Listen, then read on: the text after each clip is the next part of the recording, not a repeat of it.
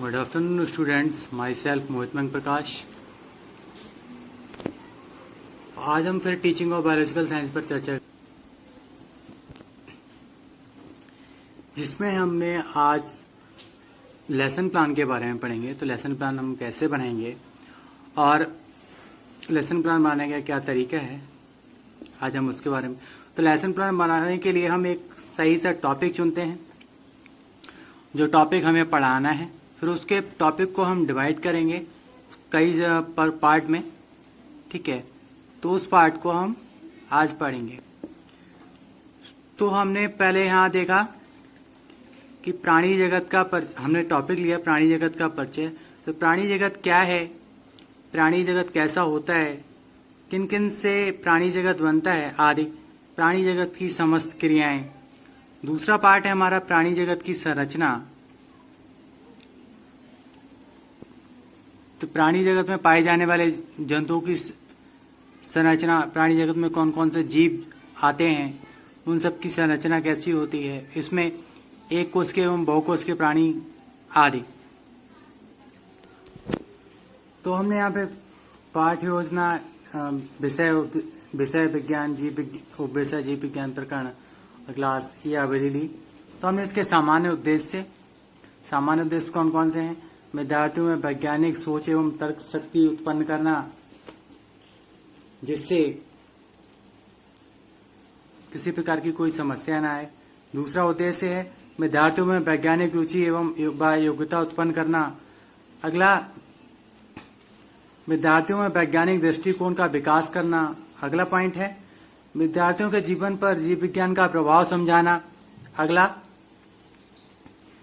इसके विशिष्ट उद्देश्य क्या है, जो उसको स्पेसिफाई करते हैं, जिससे छात्रों को जो पढ़ाना होता है वो उसके बारे में बहुत अच्छे से समझ में आए। तो बालकों को प्राणी जगत के बारे में अध्ययन करना। दूसरा है छात्र छात्राएं प्राणी जगत को विस्तार से समझ सकेंगे। सहायक सामग्री, कौन कौन सी सहायक सामग्री हम लेंगे, तो उसमें चौक, डस्टर, श्यामपथ, संकेतक, चार्ट आदि। पूर्व ज्ञान, तो हमें जो प्रीवियस नॉलेज होती है, तो प्रीवियस नॉलेज क्या है कि उस टॉपिक की हमें थोड़ी बहुत प्रीवियस नॉलेज होती है, जिससे हम छात्रों को उसके आधार पर क्वेश्चन पूछ सकते हैं, जिससे हमारा टॉपिक क्लियर होगा और छात्रों को उस टॉपिक की पूरी जानकारी हो सकेगी।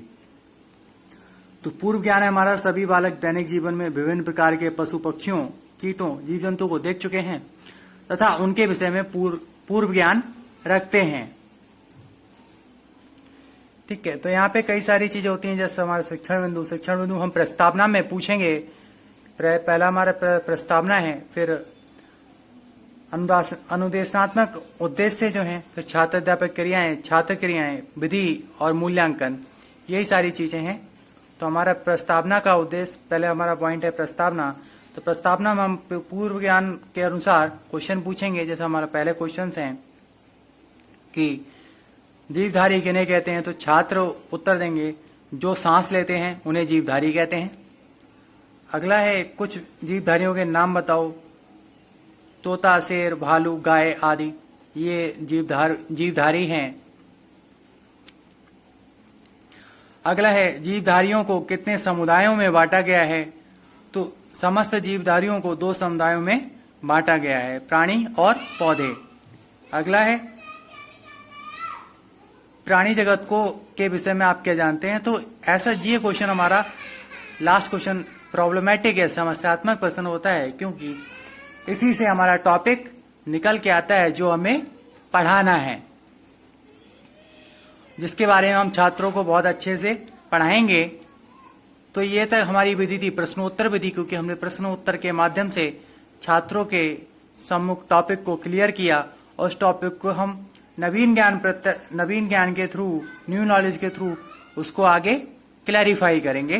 तो उसमें छात्रों आज हम प्राणी जगत के विषय में अध्ययन करेंगे। छात्र क्रिया में छात्र ध्यानपूर्वक सुनते हैं और ये हमारी कथन विधि है, जिससे छात्र आराम से सुनते हैं और तो इसमें फिर हम अगले पॉइंट पे चलते हैं। हमारी प्रस्तावना वहां पे क्लियर हो चुकी थी। तो अगला है हमारा प्राणी जगत की संरचना। ठीक है, ये हमारा इसका पहला पॉइंट है, प्रत्यास्मरण। तो इसमें हम छात्रों के फिर क्वेश्चन पूछेंगे कि हम उस टॉपिक को क्लियर करने के लिए छात्रों से फिर क्वेश्चन पूछेंगे।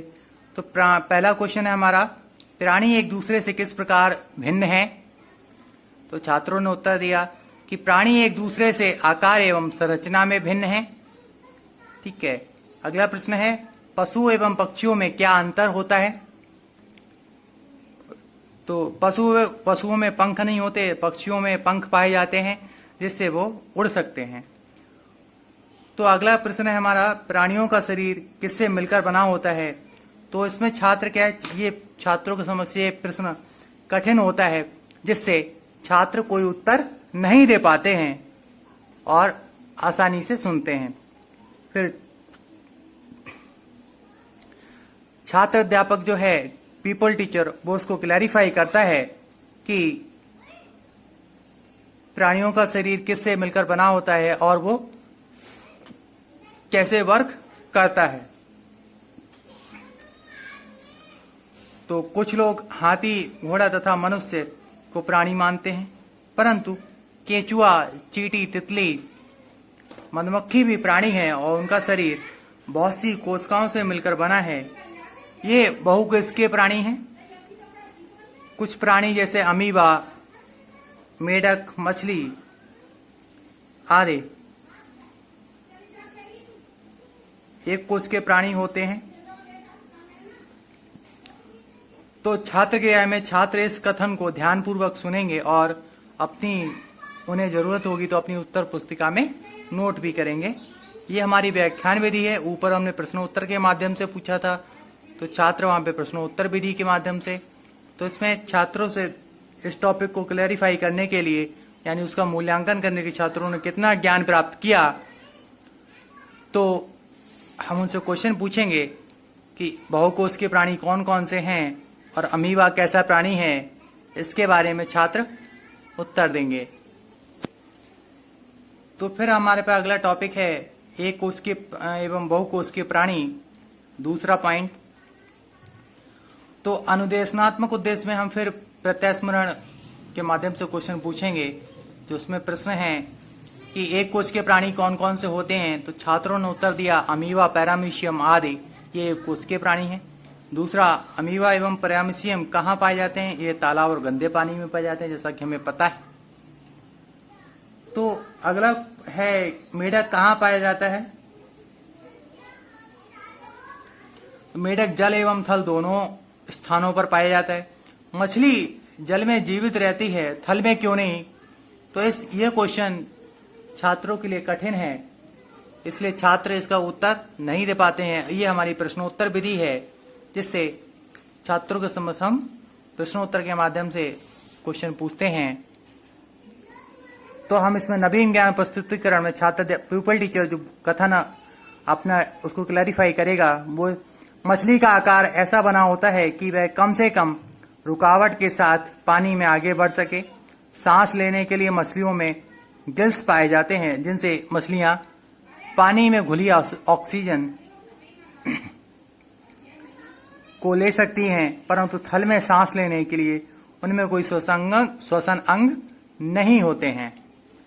तो इस कथन को छात्र ध्यानपूर्वक सुनेंगे और अपनी उत्तर पुस्तिका में नोट करेंगे, क्योंकि वो नोट इसलिए करते हैं क्योंकि वो भूल ना जाएं।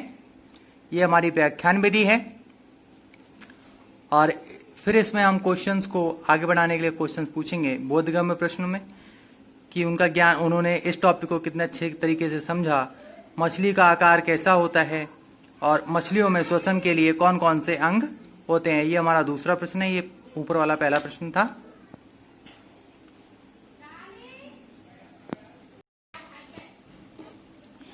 तो अगला टॉपिक हम पढ़ेंगे उभयचर प्राणी। तो उभयचर प्राणी कौन से होते हैं?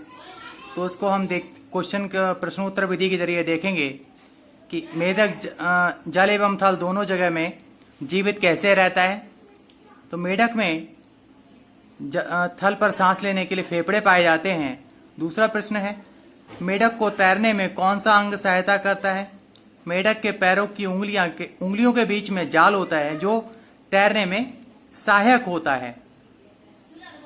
अगला है, गिरगिट कहाँ पाया जाता है? तो इसका है, गिरगिट शुष्क या सूखे स्थानों पर पाया जाता है। अगला प्रश्न है, गिरगिट एवं छिपकली में क्या अंतर है? तो गिरगिट के शरीर की त्वचा खुरदरी तथा कड़ी होती है, जबकि छिपकली के शरीर की त्वचा चिकनी होती है। अगला प्रश्न, गिरगिट की त्वचा खुरदरी एवं कड़ी क्यों होती है?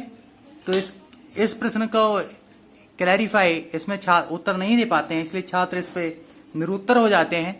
तो इसको हम छात्र पीपल टीचर जो है वो एक्सप्लेनेशन देगा। ऐसी त्वचा जो वातावरण के अनुसार जाड़े एवं गर्मी से बचाव करती है तथा शरीर के अंदर का जल बाहर नहीं आ सकता, इसकी त्वचा पानी के लिए पारगम्य होती है। तो छात्र इसको ध्यान पूर्वक सुनेंगे और अपनी उत्तर पुस्तिका में नोट करेंगे। ये निरीक्षण कार्य है। गृह कार्य है अभ्यास, विभिन्न प्राणी जगत में पाए जाने वाले जीवों का अध्ययन करो। ये छात्रों को गृह कार्य दिया गया है।